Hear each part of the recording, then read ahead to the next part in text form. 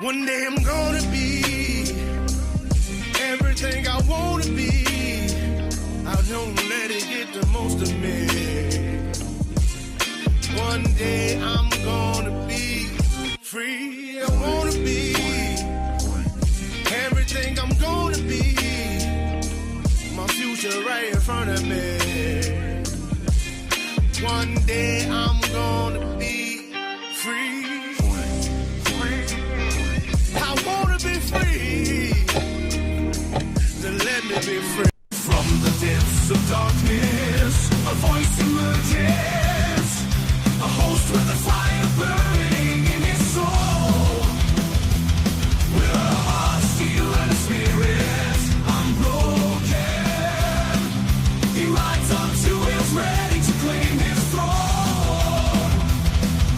Amidst the chaos and the thunderous roar, insane wheels rise as a force to be reckoned with. Fueled by the power that only metal can bestow, he takes his stand, refusing to submit. Insane wheels hear his battle cry. Metal and mayhem will never die. Rituals report he paves his way. More legend in the making, day by day.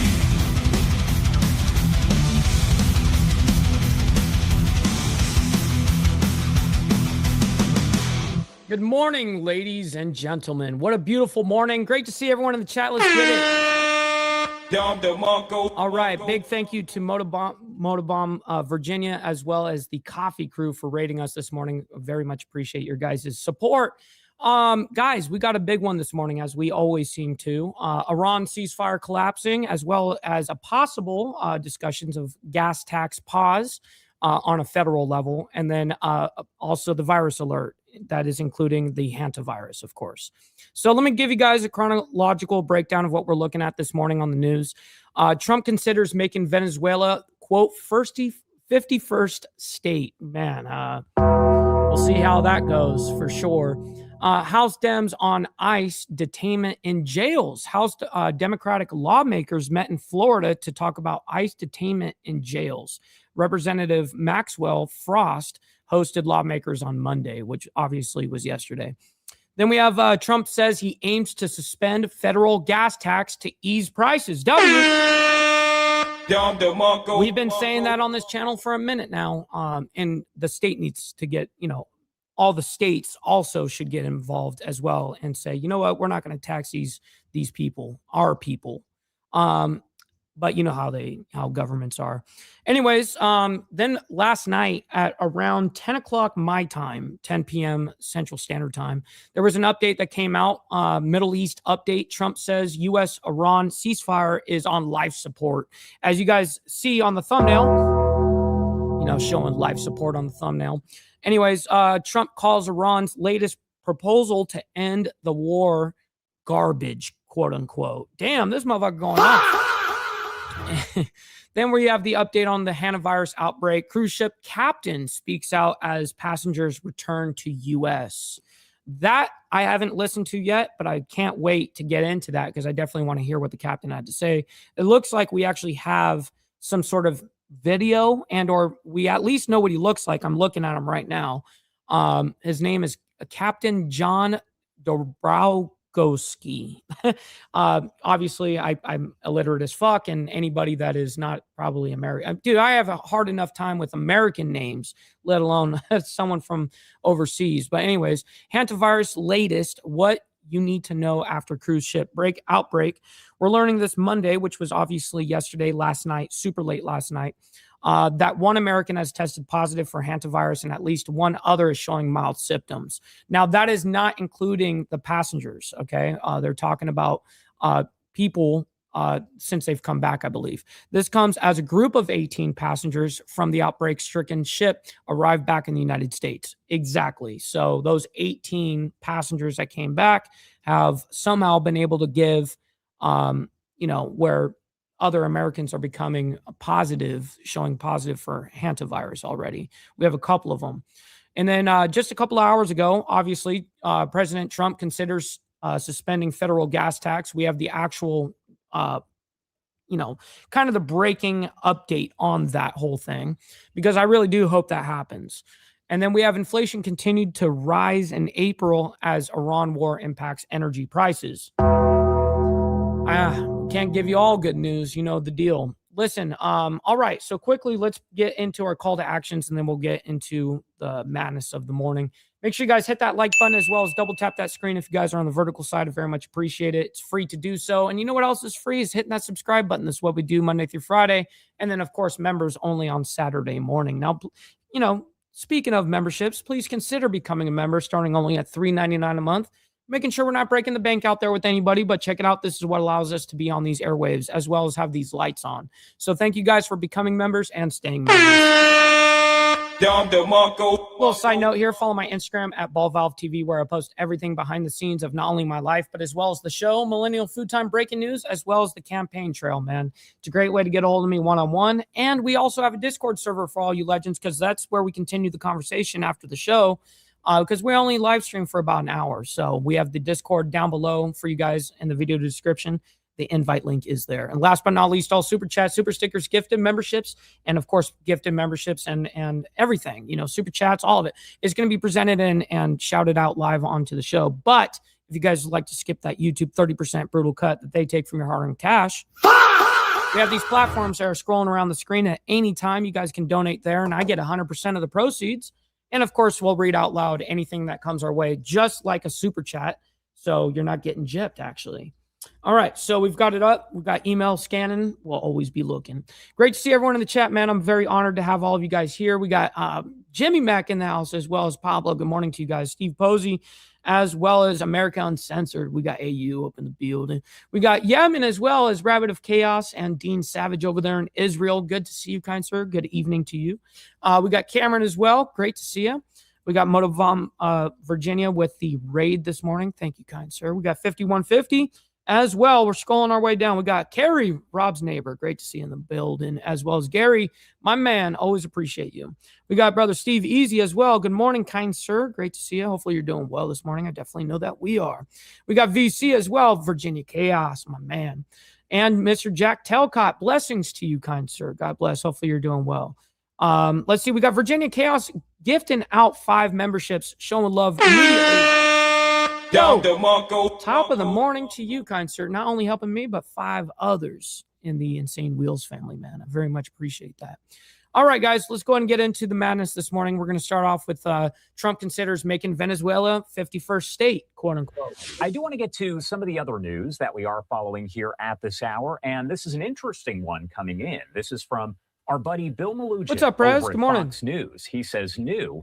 President Trump tells Fox News colleague John Roberts in a phone call just now that he is, quote, seriously considering making Venezuela the 51st U.S. state, adding that there is a $40 trillion in oil there and, quote, Venezuela loves Trump. Now, this post here coming just months after. Good morning, Charlie. Great to see you in the chat. Venezuela's alleged leader, Nicolas Maduro, was captured by the U.S. He is now here in the U.S. where he faces charges. President Trump and his administration have been very involved with the Venezuelan leadership ever since. There's been a lot of back and forth. But now this statement coming in from Bill Malugin over at Fox News saying President Trump told his colleague, John Roberts, at Fox News in a phone call just now that he is, quote, seriously considering making Venezuela the 51st U.S. state, adding there is $40 trillion in oil there and, quote, Venezuela loves Trump. Okay. Oh, man. I don't know if Venezuela loves Trump enough to give up $40 trillion in natural resources, but, I could be wrong. Keep you updated here as we potentially get more details, maybe some more remarks on that. Also important to note that President Trump is about to hold a news conference that is expected to take place on health care. It was scheduled for about 10:30 a.m. Eastern time. Looks to be running just a little bit late. We have an image that popped up outside of the Oval Office, so it looks like maybe crews have been called to gather there. That normally indicates that this should be getting underway in a matter of moments, but again, no 2-minute. And of course, we'll give you guys the update as this comes out any further. Let's see. John Roberts actually put out something. Let's see what he says. Exactly how that plays out. as it gets underway. John Roberts himself now posting, just got off the phone with President Trump. He told me he is seriously considering a move to make Yes, sir, Big Dan. Great to see you, by the way. Good morning. Venezuela the 51st state, coming, of course, months after the capture of Venezuelan leader Nicolas Maduro. Wow. All right. So, of course, we're going to follow this story. Anytime that we bring up any story on this channel, we do our damnness to follow it. So, anyways, let's go ahead and bring in House Dems, the Democrats on ICE detainment in jails. This is over there in Florida, actually. So let's go ahead and see what's happening over there. Frost, I proudly represent Florida's 10th Congressional District in the United States Congress. And first off, I want to thank Oversight Ranking Member Robert Garcia and all the members of the House Democratic Oversight Committee, our local partners and advocates. We have Felipe Sosa-Laza-Ballet here from the Hope Community Center. We have Melissa Marantas from the Orlando Center for Justice. Today, members of Congress came to Central Florida to conduct oversight of ICE detention practices and to learn and host hearings of the growing role in local jails and what is going on across the South, but especially here in the state of Florida. ICE enforcement looks different here than many other states across the entire country. Not only do we have a complicit... That's so fucking true, Steve Easy. They do have the same look. State government, but we have a state government that forces objectively local governments, local law enforcement, local jails, local officials, from the school board to the county commission and everything in between, to be a part of the horrible ICE, not deportation, but kidnapping and human trafficking of our neighbors across the entire country. What's up, David? This morning, we held a roundtable and a hearing with advocates, attorneys, and those directly impacted by ICE to hear about what's going inside the facilities, what's happening with the transfers, and the coercion that's happening of our local officials being... What's up, Sterling? Great to see you in the chat, by the way. Good morning to you. ...forced to do the bidding of Ron DeSantis and Donald Trump. We just came back from a visit from our local jail to hear from detainees directly about their detention and exactly how they were picked up. And what we heard today about what's going on across the state of Florida is deeply disturbing. We all know... Man, these guys are full of cap, bro. Stop the cap. The horrible practices that ICE was engaging in, with essentially exploiting a loophole of the detainer system, which is essentially where a local jail will hold someone for ICE anywhere from 48 to 72 hours. In some of my visits previously, and this was really highlighted by many of our local advocates from the Immigrants Are Welcome Here coalition, I would talk to people in the jail who had been cycled in and out of the same facility upwards. Now he's got to be referred to PJ 420 of 9 to 10 times. When the timer would run out, they would be taken out by ICE, put into a van in shackles, and driven around Central Florida for hours, or made to sit in the van in a parking lot for hours as they waited to be brought back to the jail and rebooked again. It was local advocates, our office, and others that asked the county commission to get rid of that practice, and we're very pleased to see the action Mayor Demings took in sending that letter to ICE saying we don't want to see that practice anymore. What we're here to do today as Oversight Democrats is investigate. The reports raise serious constitutional concerns. Courts across the country have already ruled that ICE detainers can violate the Fourth Amendment when people are held without probable cause or judicial warrants. But instead of following the law, it appears that ICE and its partners may be trying to work around it through these rebooking practices and detention agreements. That's why today we are announcing new oversight actions. First, we are demanding answers from Secretary Mullen about the use of detainers, repeat booking, transportation practices, and agreements with local jails in Florida and across the country. And in Florida, I don't even like to call it an agreement because many times they're forced to do this. Second, we are demanding records from private contractors involved in detention transportation operations, including companies that may have transported or held people on buses for prolonged periods of time this on unsafe and inhumane conditions. We want documents, we want contracts, communications, policies, and records related to these practices. We want to know who authorized them, how long they've been happening, and how many people have been affected. We have a responsibility to investigate whether constitutional rights are being violated under federal detention programs. Here, 5150, I got you. Why are you gay? You are gay. Facts. Because we know they are. That is what this oversight effort is about. And alongside that oversight work today, Ranking Member Robert Garcia and I are introducing a new piece of legislation, the No Illegal Captivity and Extensions Act, or the... Well, you'd be full patch, right? So I guess you would go theoretically, well, maybe it just, no, it wouldn't be PJ anymore. It would have to be, I guess, I don't know. Nice Act. Because there's nothing nice about being turned... That's a good question. Turning buses into jails on wheels and holding people past their release date or denying them basic rights and dignity. The NICE Act would end ICE detainers and immigration holds that allow local jails to keep people in custody or allow ICE to keep people in custody after they would have otherwise been released. This would also stop ICE from using agreements like basic order... You know, I'm actually looking and I don't see one. I don't see one.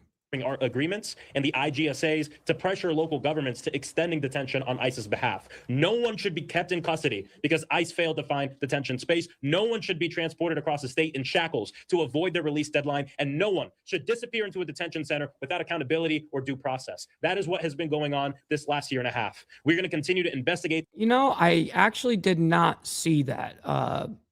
If you're talking about Obama going over to Canada, that's the story. If that's the only thing I know about Obama and Trump right now is Obama leaving to Canada. I guess he had something, but believe it or not, there's a law stating that if you're not in, government actively at that moment representing, you need to get congressional approval to go over there and represent the United States. These practices continue conducting oversight and pushing for accountability. Something interesting I learned. When Democrats have governing power come in November and next year, we won't simply be focused on how we move forward, because we will be putting forth legislation to reform and change this immigration system that is broken. But we're also going to seek accountability, because if we don't have justice and hold those accountable who have broken the law, it will happen again. And this is the committee that will be doing that work. And without further ado, I'm proud to introduce our leader on this committee, Oversight Ranking Member Robert Garcia.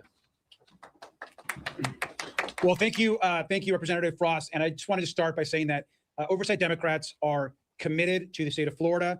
We're committed to taking on the abuses that are happening here. It's clear from the discussions we had with local advocates, with local lawyers on the ground, that what's happening here in Orlando, but more broad, what's happening across the state of Florida, is incredibly serious. And quite frankly, some of the work— What's up, brother Solo? My man, great to see you. And shout out to the Boondocks of North Carolina. My man, great to see you.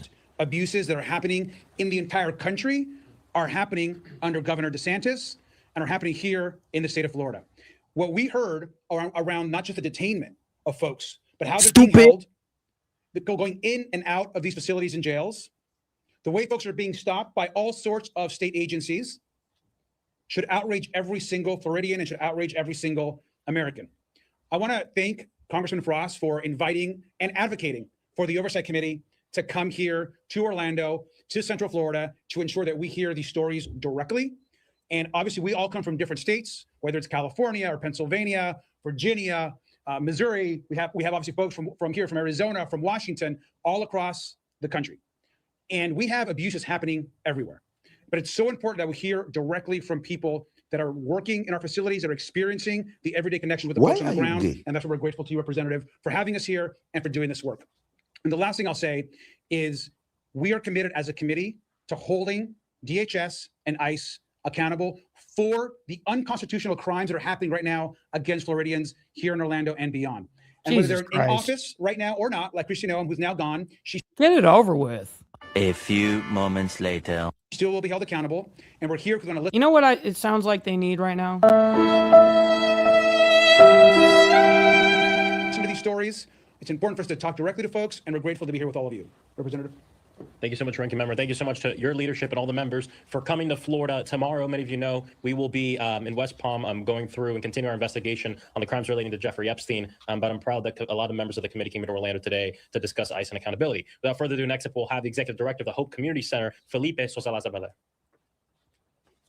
First of all, thank you so much for your leadership, for everything you do, Congressman Frost, for your incredible— I got a question. Why are you gay? You are gay. You are gay. Shit. You are gay. work. I can attest personally to the incredible work that his office is doing to protect our community. I am Felipe Sosa-Lazabala, and I am the Executive Director of the Hope Community Center. Hope Community Center has been in our community for over 50 years, fighting for everyday working people who come to this country with one simple dream, the dream of being able to fulfill their dreams of justice, freedom, and an opportunity. Well, this dream has now been shattered by injustice like what happened to the Juarez family, which were victims of a crime, and then were detained and deported, left their older daughter, who now is the mom to their two younger What's up, Joseph, up there in Canada, our favorite snow Mexican? He says, money me, send me money a lot now. Yes, we haven't even done the money part. Let's just do it. All right, just get the money part. Of course it would glue. All right, just get the money part done. Give me money. Money me. Money now. Me a money needing a lot now. That's actual factuals, ladies and gents. As you guys can see on the screen somewhere scrolling, there are Cash App, Venmo, as well as PayPal. and brother. Appreciate this you is the ongoing struggles faced by our community and something that needs to be addressed now. And we know that Governor Ron DeSantis is not going to give us what we deserve. And we have asked the members of Congress to bring that message directly to Washington, D.C. And that's it? That's how they cut that motherfucker off? Good. Shit. All right, let's roll into the next story here. Trump says he aims to suspend federal gas tax to ease prices. That's a W. I hope that we can get that not only on a federal level, but all the states need to also do this, in my opinion. Let's go ahead and bring this up. Everyone, welcome back here to Live Now. And we also have the direct update after this as well. Early this morning, we have the update. From Fox, I'm your host, Mike Page. Always great to be with you. Now let's talk about gas prices, always a hot button issue. You see it across the country as really the prices have no doubt been going higher. But we learned today, President Trump said he supports suspending the federal tax on gasoline to help Americans shoulder surging fuel prices caused by the Iran war. Here it was his comments just a little bit ago inside the Oval Office earlier today. Yeah, I'm going to reduce until the...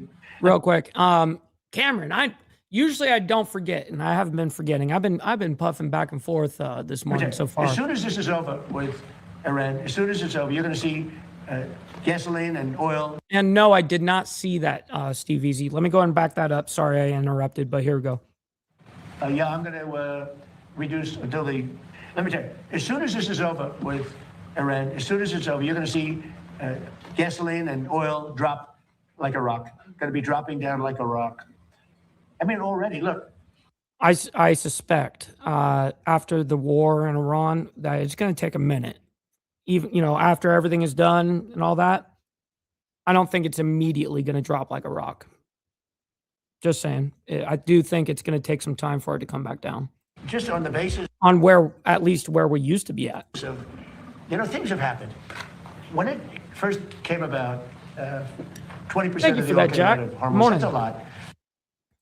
All right, so those were the comments there a little bit earlier from President Trump. Let's continue to get some more insight. I want to bring in our next guest to help break it all down from Politico, James Bicalis. Great to have you on here, James. And yeah, this comes as... Okay, I'll listen to the guy's opening statement. Really don't need to hear from analysts to be real, but we'll go ahead and hear the opening statement. So the president is on board. Both sides of Congress seem to be. So how quickly can this happen? Yeah, well, great to be with you, Mike. It's been... As you have terrible audio. You selected the wrong microphone, by the way.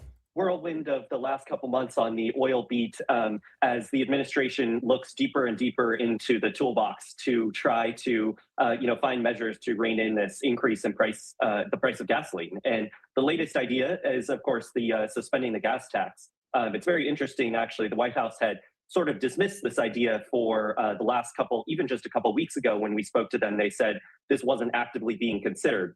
So it goes to show, as the oil crisis continues to go on, the administration is looking at more and more different measures. Yeah, but he has the wrong microphone selected. You can hear the audio coming from his laptop. That's the microphone. That's why it's so shitty. You just selected the wrong microphone. Now, in terms of the speed, like you mentioned, Congress is going to have to be involved in this, in suspending the gas tax. Yeah, it's very, very round. And that's something that historically lawmakers have not been very interested in doing. The gas tax funds a lot of critical highway and transportation projects. And those are the Highway Trust Fund, as it's called. That's correct, GEG. It's already running very low. It's close to insolvent. And so suspending the gas tax would be, another impediment to that. That could cause some political headaches for the folks over on the Hill. Yeah, no doubt about that. Is this proposal for the gas tax, is the Trump administration trying to get ahead of the Memorial Day week and weekend, where no doubt there is going to be so many different reports on just how gas prices... Well, it's not just that either. Of course, what Mike is getting at, yes, he's right about that, but also midterms. This is our leading up to Memorial Day weekend. What's up, Tiffany? Good morning. Memorial Day weekend is the traditional start of the summer driving season in the U.S., which is when oil, which is when gasoline demand peaks, and that can compound the issues that we've already seen. The inventory, yeah, they're as good as just earrings at this point. For the U.S. of crude and gasoline are continuing to grow lower, and so that's analysts expect that to keep prices going up over the next couple of weeks. And I've reported, well, especially as escalations continue to rise. Trump also knows what is about to happen in phase 2 of this, operation / war, whatever you guys want to call it. Nonetheless, let's go ahead and get a Middle East update. Trump says U.S.-Iran ceasefire is on quote-unquote life support. Let's go and figure out what is being said here. And I think everybody needs to embrace their fuck-ups. Don't beat yourself up over past mistakes. You are going to fuck up again in the future, quite possibly in a most spectacular fashion. Why worry about yesterday's fuck-ups when you have tomorrow's fuck-ups to look forward to? You are a fuck-up, and fucking up is part of your growth process. Embrace the process. Embrace thy process. Absolutely. Oh my God! Okay, here we go. Let me go ahead and bring this up and we'll quickly get into it. 3, 2, 1. Let's turn our attention right now to what's going on in the Middle East as President Trump rejecting what Iran sent in response to some of these ongoing negotiations. A very fragile ceasefire that President Trump says is on life support. For more on this, let's go out to Alexandria Hoff on where we stand. I would say the ceasefire is on massive life support, where the doctor walks in and says, "Sir, your loved one has approximately a 1% chance of living." The current damn Trump. This motherfucker out here. Steve Easy does let everybody know. Double tap that screen and give a like for Mike. I very much appreciate that. Yes, everybody, you guys don't have to like all the craziness that's happening around the world. You guys can like it for me and what we're doing here on Sane Wheels. So thank you guys for that. All right, let's get back to this. Appreciate that. And also, good morning there, Fog. I see you in the chat as well. Ceasefire between the U.S. and Iran made more fragile by the latest Iranian peace proposal. They give us it's a stupid proposal. That piece of garbage they sent us, I didn't even finish reading it. They said, I'm not going to waste my time reading it. According to Iranian state media, negotiators offered that nuclear restrictions be discussed separately. The Islamic Republic of Iran has shown that it's serious in pursuing its national interests and inalienable rights. Additional Iranian demands reportedly include reparations from the U.S. and the formal recognition of Iran's authority over the Strait of Hormuz. UN Ambassador Mike Waltz is now pushing a resolution to condemn Iran for disabling the vital commercial passage. We cannot tolerate a world where two countries have a dispute and one country decides to just take over international waters and hold everyone else hostage. Real quick, we got Brother So Loud gifting out or sending out a 10 spot, man. I very much appreciate it. It says, hit the like button on both sides. Why not? Exactly. Why not? I very much appreciate that. So Loud. It definitely goes a long way. They could attack a ship inside the territorial waters of Qatar. They can do anything. SV Anshan is the owner of a U.S. shipping vessel that was attacked by a suspected Iranian drone yesterday morning. No one was injured this time. In March, a crew member was killed when another one of the same company's ships was struck by an Iranian Oh, gracias. That's exactly why it not only needs to be a federal level, but it needs to go state. That's really where you're going to see a difference is state tax needs to go down, where they do a temporary no tax or whatever. Water drone. President Trump told Fox's John Roberts today that he may soon relaunch an expanded version of Project Freedom, the short-lived effort to protect commercial ships. Charles Adams over there on the Facebook side. Great to see you in the chat, by the way. Hopefully you're enjoying your morning so far. Last week in order to allow negotiations to play out. The president also saying today he is interested in suspending the federal gas tax until gas prices come down. Of course, Congress, though, would have to approve that. Today, Republican Senator Josh Hawley will force legislation to do just that. Two Democrats did the same back in March. At the White House, Alexandria Hoff, Fox News. All right, thank you so much for that, Alexandria, as Trump rejecting this, saying it's totally unacceptable, this response from Iran, feeling like Groundhog's Day again with this cycle. And President Trump, as you heard at the outset of that story, saying they are on critical life support. From rapid response here, President Trump talking about the fragile ceasefire, very delicate in nature, saying after reading that piece of garbage, they sent us, it's on life support. Let's be joined right now by Chief National Security Reporter for Reuters, Phil Stewart. Phil, thank you so much for joining us. Saying it's on life support, will President Trump pull the plug soon and signal escalation? Looks like that is a possibility. Maybe in the coming days, maybe after the trip to China, we have to see. But the president is saying that this ceasefire looks increasingly untenable given Iran's position in the talks. Yeah, and what exactly do we know about these negotiations? Obviously, not enough to go back to Islamabad. Were there any clarity on exactly what was rejected, what was totally unacceptable about the response? Well, the Iranians have a maximalist position when it comes to their desire to see the war end, the blockade end, the U.S. sanctions on Iran end. They want money to rebuild Iran. They basically are presenting themselves as the victim, and they want to be compensated for that. And the United States does not see that as the situation. They see that their hand was forced by Iran's nuclear ambitions. Iran rejects that, of course. But you see these two sides are very, very far apart, and the U.S. has been reviewing military options. Even today, the president met with U.S. Military advisors about ways to move forward should the ceasefire end. You also mentioned the trip to China, that upcoming, and that could be a reason for the pause or the lack of escalation. Does President Trump view it that way, that if there was escalation, if there was more conflict in the Middle East, this trip would have been called off? So it's unclear whether or not he's timing his decision to correspond with any outcome he may want from Beijing. We don't know that, but it would make sense that he would want to present his case to China, which has some influence. Don't forget, the Iranians sent a high-level delegation to China last week ahead of President Trump's visit. So obviously, the U.S. is very well aware of the relationship that China has with Tehran and is hoping that China can exert some leverage as one of its biggest customers, or as its biggest customer for oil.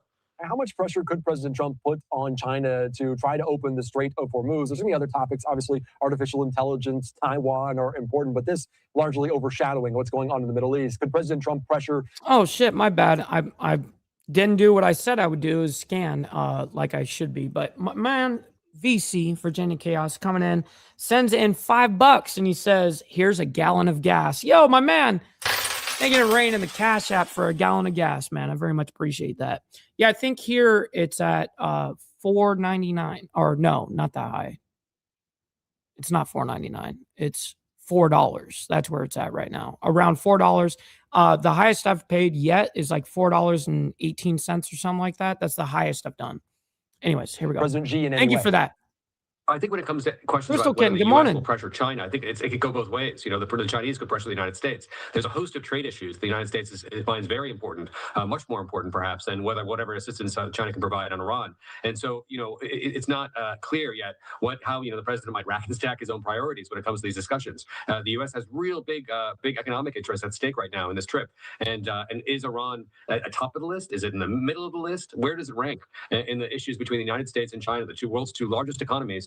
With so much at stake right now in this relationship. Yeah, there could be some push and pull on some of these different topics. Over the weekend, we also learned that President Trump threatened a Project Freedom Plus, talking about getting some of the commercial vessels through the Strait of Hormuz. What would that potentially look like? Because Project Freedom initially was very short-lived.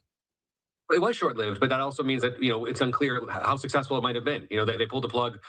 Basically, when we started the day, after the first full day of the Project Freedom, it was scrapped. So we didn't even get to see it for more than 30 hours or so. And there is. Yeah, that's crazy. I'm a bit seaton sometimes. Yeah, I moved from Southern California to Northern Alabama about 2.5 years ago, and the highest I was paying under Biden, for instance, it was like, I think it was $7. It was something like $7.20, $7.16, something like that. And I've said that on this show before. And yeah, that's crazy that right now California, where you paid, is at $6.10 right now. Brutal. Very possible that could have forced some trade to get through the Strait of Hormuz. Don't forget, even today, several ships did make it out of the Strait of Hormuz. Extra surprise. Good morning. And so there are ships that are willing to take this risk and move through the strait, even in these conditions. And where the United States provides some sort of shield or some sort of guarantee, you might see some companies willing to take that chance. So obviously that was unacceptable to Iran. They want to exert this leverage over the strait, and it became a major sticking point. So we'll see. If they reenact Project Freedom, it might surprise people. Yeah, it might open up the Strait of Hormuz at least more than the trickle that we've seen so far. Also, other allies getting involved. We've seen the United Kingdom also have an asset, a warship on the way there. Could that be a signal of others in the European kind of area or even in Asia get involved in some way? Well, I mean, the position of the European states has been fairly clear, and in Asia as well. They don't want to be seen as a co-belligerent in any hostilities with Iran. So as long as the United States is in a state of war with Iran, in the technical sense, maybe not in the congressional sense for the War Powers Act, but in the technical sense, the U.S. is carrying out a blockade of Iran right now, is not letting ships arrive or depart from Iran. That is an act of war by any in the Iranian ports. definition. And if it reenacts Project Freedom, you'll see, another maybe more sinking of Iranian small boats. And don't forget, just last Thursday, there was an exchange of fire between the United States and Iran. Yes, and we've already covered that already. We showed you guys all of that and showed exactly what happened. Anyways, let's go into the next thing here. Ongoing regarding this latest proposal to end the war and Trump calling it garbage. Let's go and see. There's this, next story, like as if they have more information on it.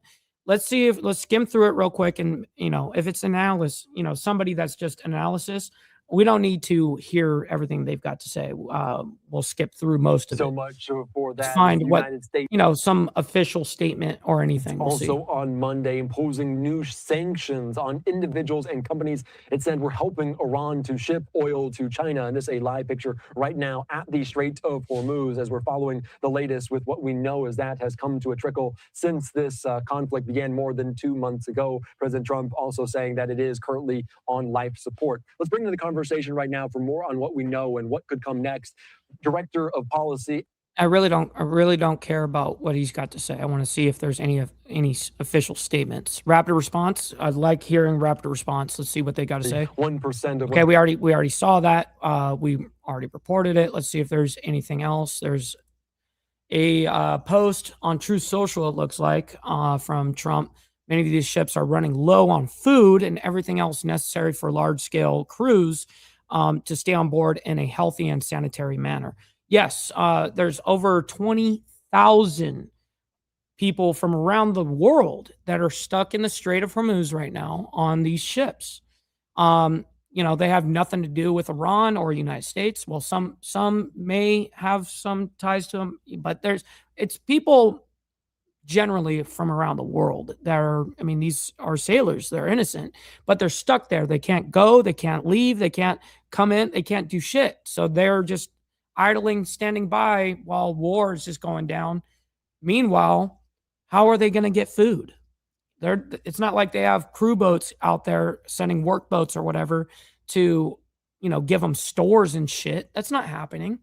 So it's going to be an issue. 20,000 people stuck out there. Conflict to go on, even though they're the ones suffering the most, because it's their country. It's a sort of existential deal for them, whereas for us, it's all sort of optional. And I would add that the United States could solve this problem with high oil prices and high gas prices just by stopping the war. And what happen is, as long as we got Israel. Yeah, it's just that fucking simple there, huh? Yeah, of course. Well, yes, on the aspect of just oil prices, but there is no just stopping the war at this point. Now it's a fucking issue. I mean, if we just stopped, hypothetically, now we have those Gulf states that sided with us and we leave them. Now we're fucked. You know what I mean? And so are those Gulf states. It's not, this is why I heavily advocated for us not to go involved with Iran. I knew it was just not going to be in America's best interest. So we're reaping the fucking problem now. Anyways, hantavirus outbreak, cruise ship captain speaks out as passengers return to the U.S. We've been following this hantavirus story very closely since the day it started. And let's go ahead and bring it up, and we'll quickly discuss Welcome back in year 2, live now from Fox. I am Andy Mack. Let's continue on with what we know about the outbreak aboard that vessel, the cruise ship off the coast of Africa, as people being flown home and concerned about some of those tests coming back positive, including some 17 Americans now at home in Nebraska and also in Atlanta. For more on this, let's go out to Jonathan Sari on the latest. More than a dozen Americans evacuated from the MV Hondius, arriving in Nebraska Monday morning. The Department of Health and Human Services says one tested positive for hantavirus without symptoms, while another had mild symptoms. We're being very... Oh, if you're talking to me, their Count of Saint German, you sound legit, don't you? I've been doing this for years. How's your YouTube live stream doing? How's your show going? I don't know. I'm doing pretty well without you. So, I don't know, man. I don't know. And listen, I don't have a leg to stand on anything. I'll still curb stomp you, motherfucker. All right, here we go. Very liberal in how we're framing symptoms. It doesn't necessarily mean just because someone has symptoms that they're going to end up having this illness. HHS says those 2 passengers traveled in Gotcha. biocontainment units on board the repatriation flight from the Canary Islands. They are being monitored separately from the others who will undergo medical tests and receive care if needed. We're working diligently to ensure That's no one funny. leaves the security in So an not good. unsecured way at an inappropriate time. At least one other person, a French traveler, has tested positive for the virus since the group left the ship on Sunday. Experts believe the initial infection happened before passengers began their trip at the start of April in Argentina. And how much you got to show for it there, Jermaine? How much you got to show for it? I'm doing just fine. Likely from rodent exposure during a bird watching tour. Not very transmissible doesn't mean not transmissible at all. And what we know is that at least of the initial 8 cases, they all seem to have had close contact with the index patient. According to the CDC, the symptoms often present just like a flu, with fever, muscle aches, headaches, and fatigue. In some cases, the virus can be fatal with... That's very true, Joseph. Over there on the Facebook side, of course. Man, motherfuckers talk all the shit they want. But you see me, I'm sitting up here snacking on this big-ass sandwich, not getting a fuck. Kiss my dick, motherfucker. No cap. Stop the cap. Shit. A mortality rate of about 35 to 40%. So far, 3 passengers have died, but public health officials say the risk to the general public remains low. In Omaha, Nebraska, Jonathan Seri, Fox News. Thank you so much for that, Jonathan. The last remaining passengers from that cruise ship hit by the deadly hantavirus outbreak disembarked Monday and boarded flights to more than 20 countries across the world to enter those quarantine. One of the 18 evacuated passengers flown to the United States also tested positive for hantavirus, but is not showing symptoms, while others had mild symptoms. Let's be joined right now by Dr. Celine Gounder, infectious disease specialist at NYU. And obviously, we now have multiple confirmed cases in multiple countries. How close is this outbreak to being a larger health concern? I want to echo what my colleague Damn. Amish Ajala. Yo, let's figure out the fucking audio, please. Giving me emotional damage with that shit. Emotional damage. All right.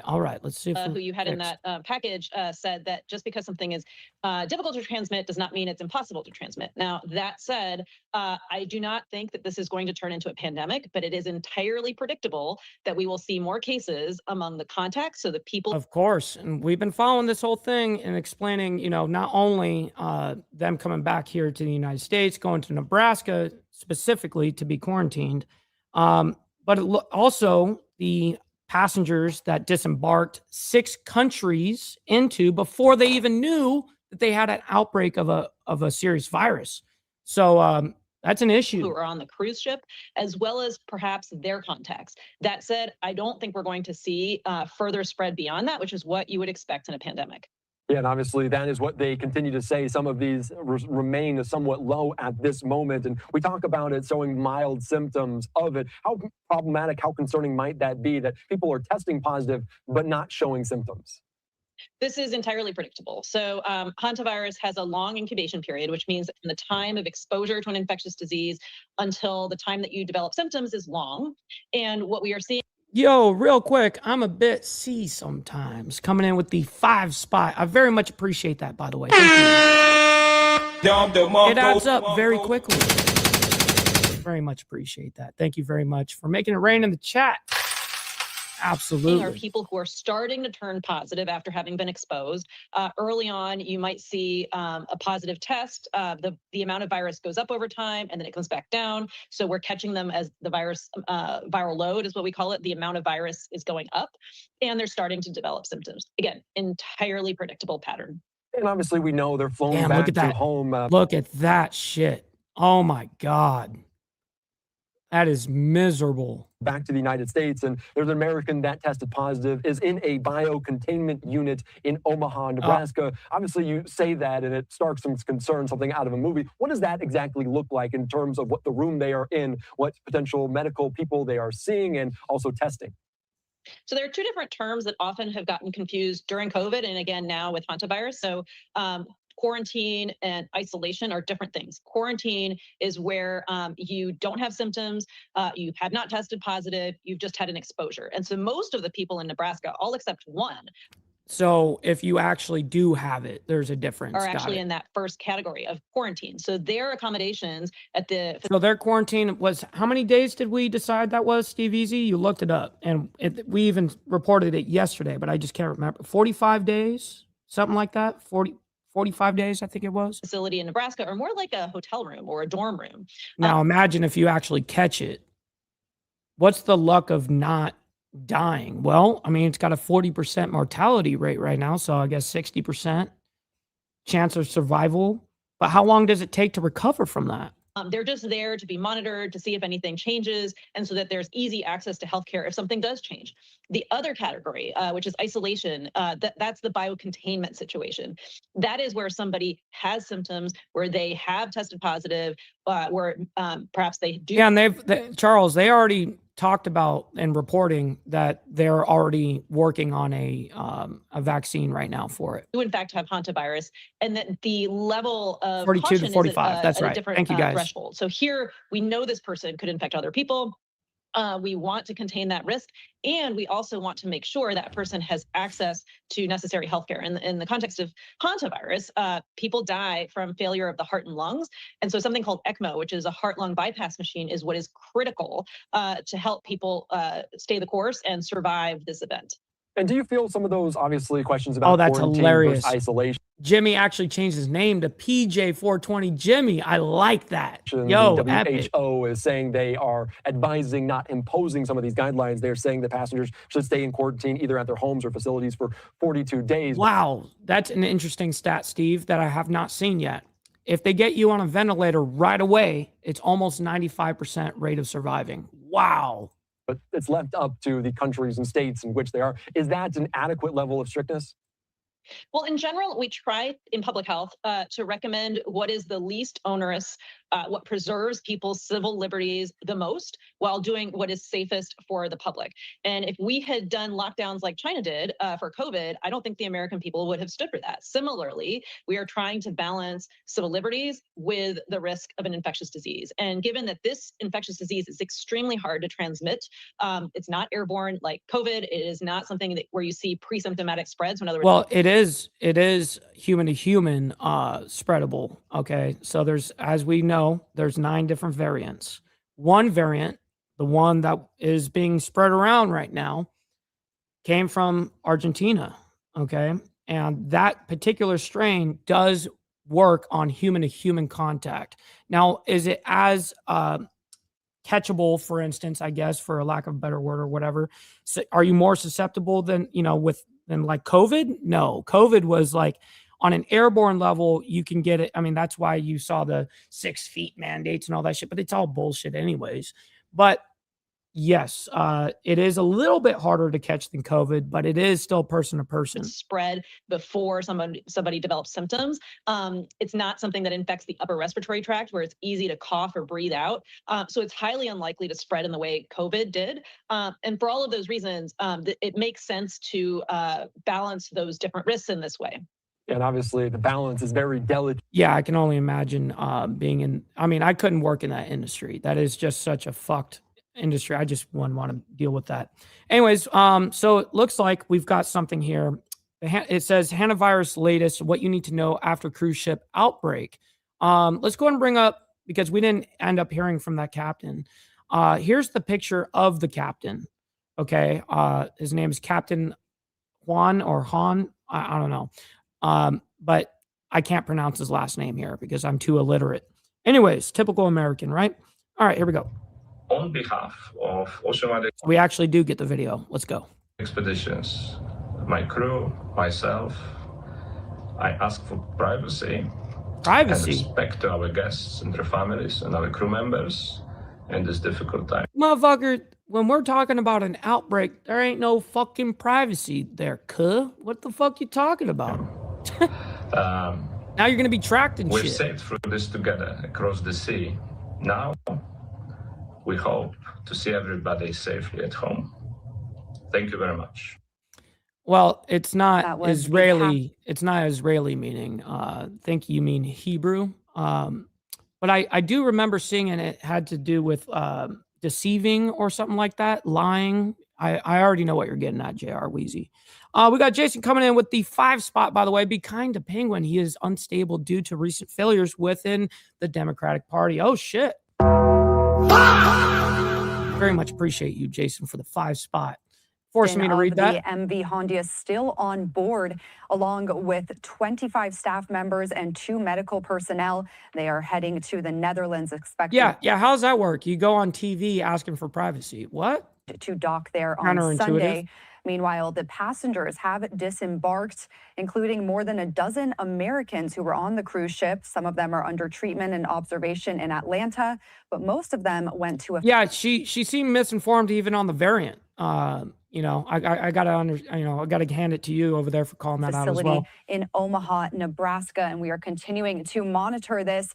For more on the hantavirus outbreak, what you should know, and some questions that viewers have sent in to us, let's talk to Dr. Peter Chin Hong, a infectious disease specialist. Thanks for coming on again. Thanks for having me on, Shauna. So, Doctor, it's been about a week since we first talked to you about hantavirus. Things have definitely changed since then. We are now hearing about some people who are symptomatic, also some confirmed cases. So we've been asking our viewers to actually send in some questions, what they want to know about hantavirus. So let's pull a couple of those up and see if we can get some of those questions answered here. I like that. Here's the first one. This is from Rodney in Crosby saying, how common is hantavirus? Rodney says they personally have never heard of it before. Well, but you know, again, there's 9 different strains. There's on average about 30 cases every year. So I'm already going to answer for that. Let's go ahead and move in to the next question here. What is it here? How is it spread between humans? Is it through blood, touching, coughs, or sexual? That's a good question, actually. Let's see how he answers it. Chile, they get about 300 cases a year. Oh, wow. All right, very interesting. So only Another United question States. Here from Joey asking, how is hantavirus spread between humans? Is it through blood, touching, coughs, sexual? What is the transmission human to human that people should know about hantavirus? Yeah, so to understand that question, think about where it reproduces. It really reproduces in the saliva glands and in the lining of the lungs. Be good, Tiffany. So if you cough and you're infected and you're symptomatic, you can spread it. But also because of the spit. What did he say right there? Let's hear that again. Reproduces in the saliva glands and in the lining of the lungs. So if you cough and you're infected. Yeah, and that last chick just said it had nothing to do with respiratory. Meanwhile, that chick was talking on some bullshit. Glands and in the lining of the lungs. So if you cough and you're infected and you're symptomatic, you can spread it. But also because of the spit, if you're spitting on people at close range, if you're talking or laughing, if you are kissing, that's why intimate contact, close quarters, somebody has to be symptomatic, is typically the way it's spread. It's not easy to spread if somebody has very mild symptoms and you're at Trader Joe's or the grocery store. It's really in that party setting, laughing, talking, close range, or an intimate setting, kissing, etc. And something that everybody has been asking with our experience with COVID just a few years ago now. Ray from Zell wants to know, does hantavirus have the potential to become a pandemic like coronavirus, as we've been hearing from other... That's a valid question, and I do want to hear how he's going to answer this. Health officials, they're trying to kind of calm that fear. Does this have the potential to become something similar to what we saw with COVID? Great question from Ray. I think it's very, very unlikely. In fact, it would be near impossible for it to be a pandemic in the same way as COVID is. There you go. I like that answer because truthfully, that's what I've come to as well. The same conclusion. There's several reasons. The first, and I'm not some doctor. I'm not some infectious disease expert or something like that. It's just off of the information I've been researching. Is that once symptomatic, somebody gets ill so quickly that they're not out and about on the streets spreading infection.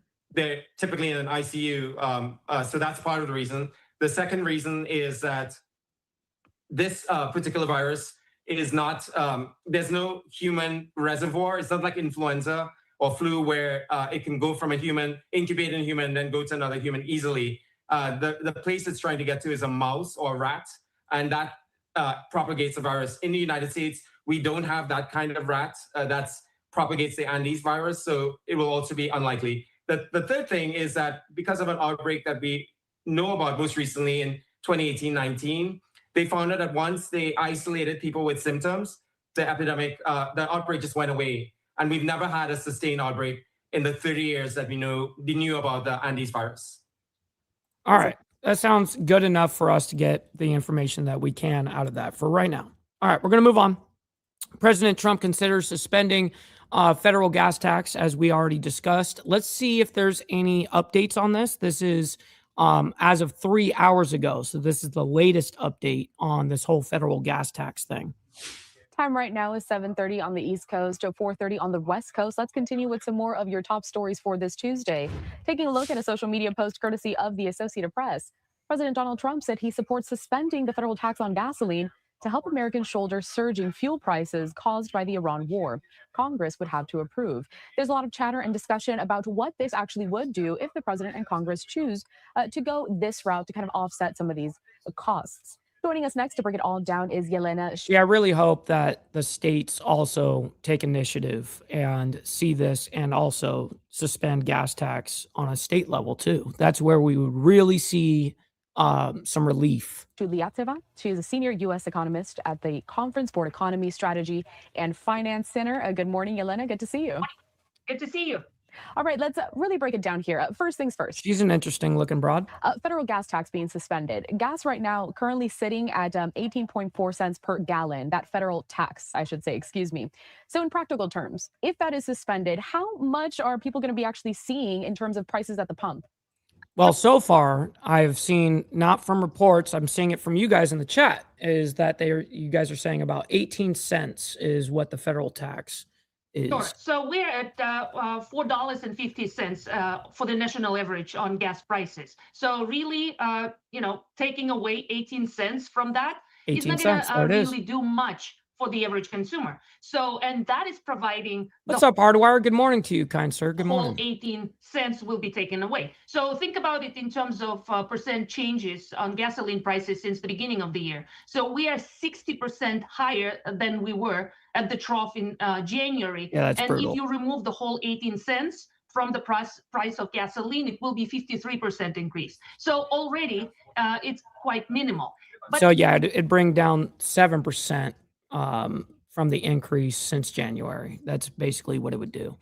And again, like everyone has been discussing, the majority of your taxes on your gas is going to be from your state. Economists are skeptical about this gas tax holidays for other reasons. It's not only that you may not be able to take away the whole 18 cents from that price of gasoline. It could be absorbed, by oil refineries, oil producers, or wholesalers and gas stations themselves. So in this current situation, when we have this conflict in the Middle East, the supply of gasoline is actually very inelastic, which means that producers cannot ramp up production very yeah, Steve, she definitely sounds like one. Quickly in response to higher demand if prices go down. So that means that producers can just simply raise prices before that tax is applied. So for consumers, they may not even see that whole 18 cents per gallon benefit. So it's interesting with it. Yeah, so even if we did see that federal gas tax being suspended, even at the 18 cents mark that it's at now, you wouldn't see that directly to the pump. You wouldn't see a direct 18-cent drop she's getting at. That first response, you actually tackled two of the questions that I had. But let's hone in on one of them that I was going to ask. The fact that there is a concern in the fact that the full benefit won't go to the consumer. They're going to be absorbed by, refineries, by wholesalers, retailers. How is that split up exactly when we talk about this 18? Yeah, maybe 6 cents. 0.4% to consumers of the gas tax. So the 18 cent per gallon tax actually goes to the government, right? So that is used to fund the work on infrastructure and highways. So if you take that away, I think that, somewhere in the supply chain, and I'm not quite sure how that will be spread out, somebody will decide that, we can actually benefit from this. And, this is a market economy. Truly, Cameron, that's the way to be on a survival level. You shouldn't expect any relief anywhere at any time. That's why I've prepared myself in a way that if shit were to go down right now, I'm good. You know what I mean?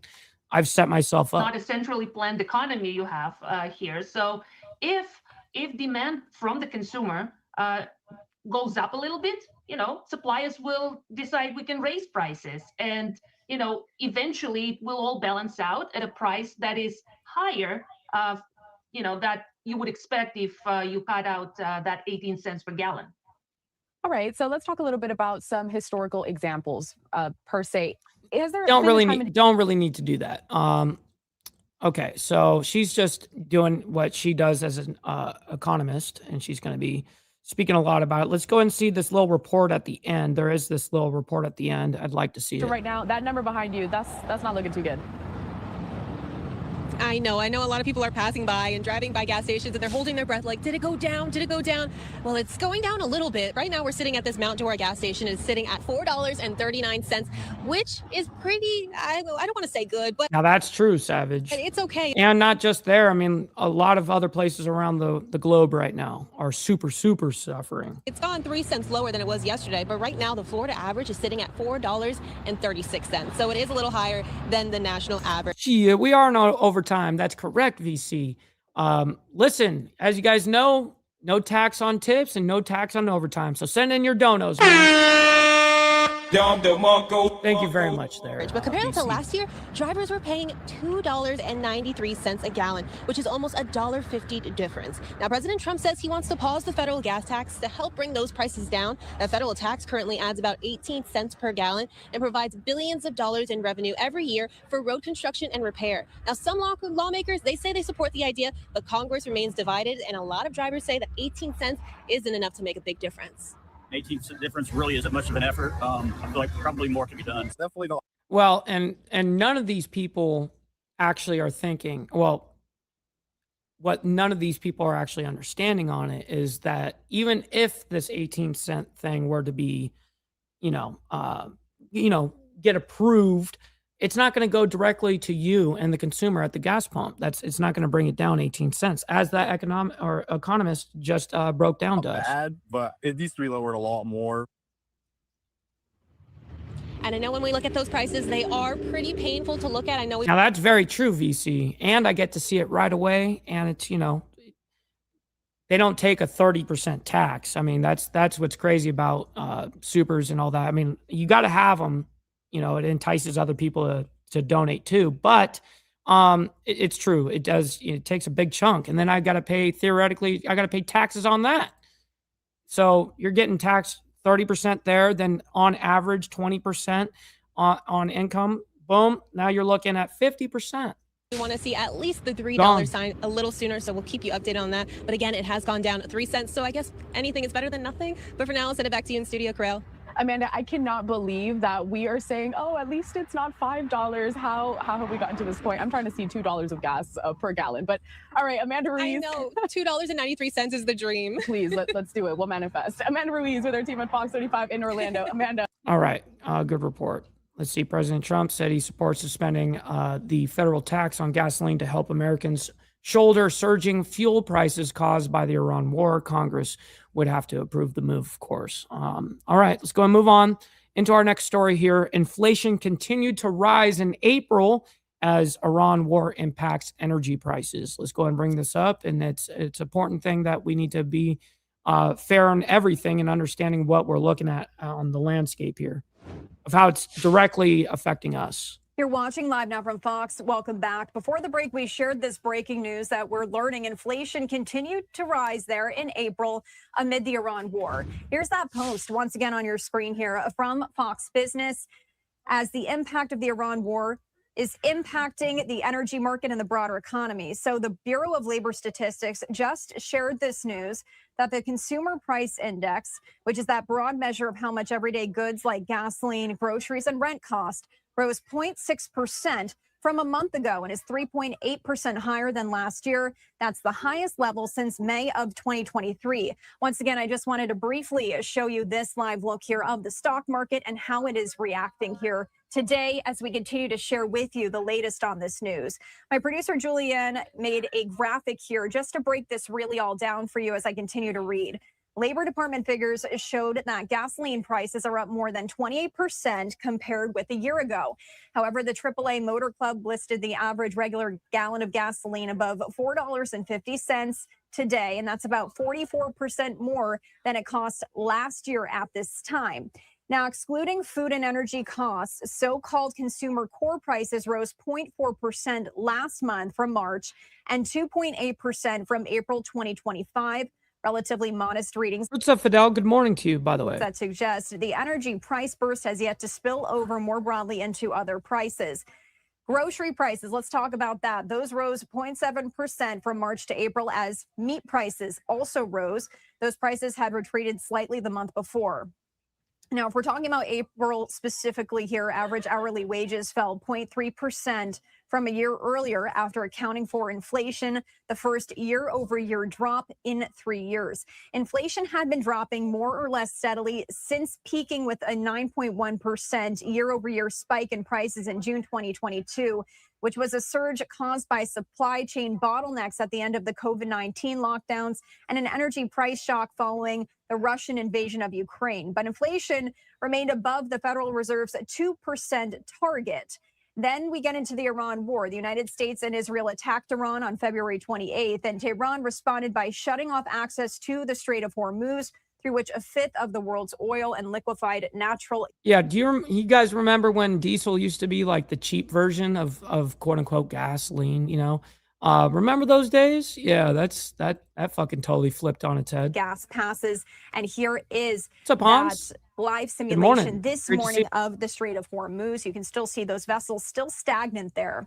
Now, the Fed, which had been expected to cut its benchmark interest rates in 2026, has turned cautious as it waits to see how long conflict lasts and whether higher energy prices are going to spill That would be Hormuz. Absolutely there, over into other DJ. products and cause a broader inflationary outbreak. Once again, sharing this news here with you that we have been throughout the morning. President Trump said yesterday he's going to move to suspend the federal tax on gasoline. That's going to help Americans shoulder that surging fuel price that they're seeing at the pump here caused by the Iran war.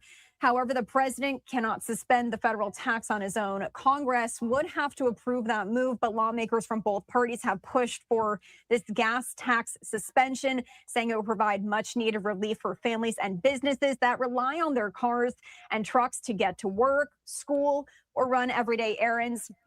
And we asked you all here at Live Now from Fox to weigh in. A lot of you seem to agree with that. As you voted yes, you do think the federal gas tax should be suspended. 87% of you saying yes, 12% saying no, 1% not sure. Thank you so much for weighing in. It's so surprising that there would be any no votes from the people. Like that's incredible to me. I don't know. We get taxed 1 billion times before we, as we spend it. So I don't know. Listen, I can't thank each and every single one of you guys enough for showing so much love and engagement into the show, support as well monetarily, all of that, man. It definitely goes a long way. Listen, tonight is a big night. We're going to be doing the debate, our final debate with the Senate Pro Tem and the incumbent. And so Mr. J.R. Bowling is going to be going out there challenging him for the second time. And of course, we're only a few days away from the election. May 19th is the actual day of the election for us. And so, listen, if you guys are here locally, on where I live here in Northern Alabama and Coleman specific, vote for J.R. Bowling, Alabama State Senate for District 4, man. So, listen, I can't thank you guys enough. Much love, honor, respect, everybody. We'll see you guys here tomorrow morning for more of the World's Madness.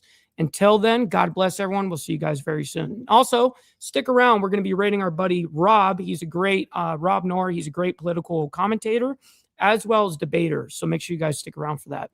All right. Much love to everybody. We'll see you guys very soon. From the depths of darkness,